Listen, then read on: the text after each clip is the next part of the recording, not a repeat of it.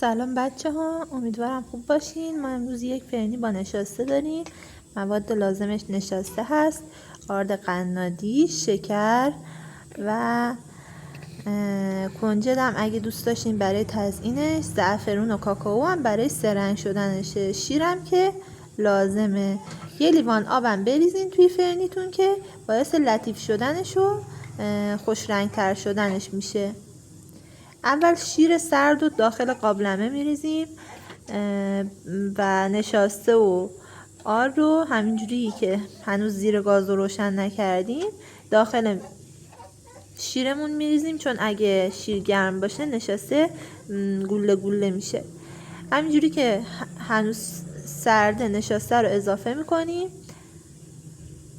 به ازای هر یه لیوان شیر یک قاشق غذاخوری لازمه که نشاسته بریزیم و یک قاشق اضافه هم آرد اضافه میکنیم که موادمون اندازه غلظتش اوکی بشه.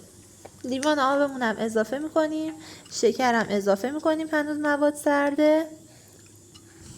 میتونین به جای شکر از نبات هم استفاده کنین، من همون شکر رو ریختم.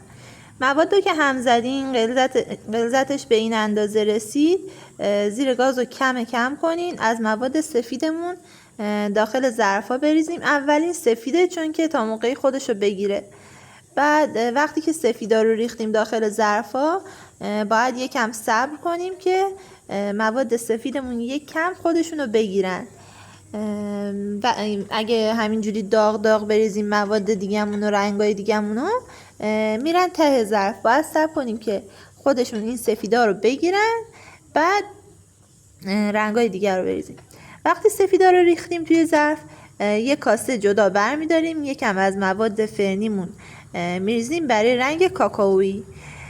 کاکائو رو از قبل داخل یکم آب سرد حل کردیم که از همدیگه جدا بشن. اگه همینجوری پودری بریزین داخل فرنی داغ، اونا هم گلوله میشن.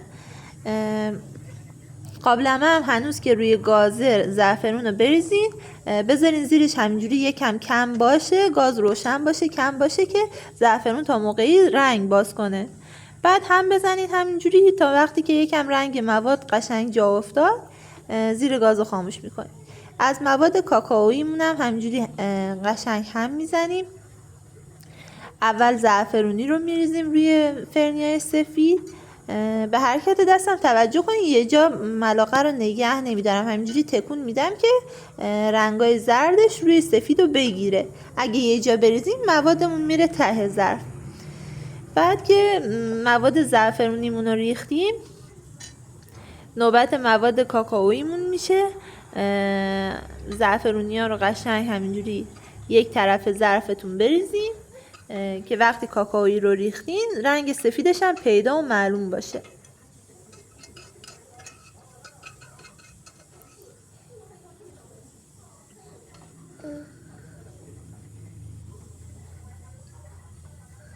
خب حالا نوبت رنگ کاکائویی هست.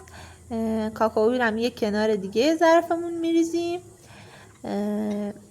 این هم همینجوری مثل وقتی که رنگ زعفرونی رو میریختیم دستمون آروم آروم تکون میدیم که روی ظرف روی رنگا رو بپوشونه، اینجوری نره ته ظرف. یه جا که نگه داریم ملاقه رو میره ته ظرف.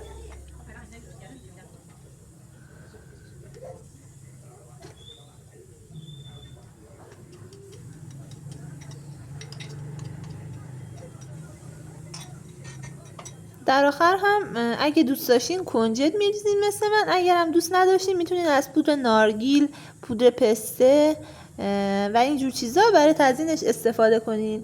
این فرنی برای بچه‌هایی که بد غذا هستن خیلی خوبه و برای ماه رمضان خیلی طعم عالی داره. نوش جان.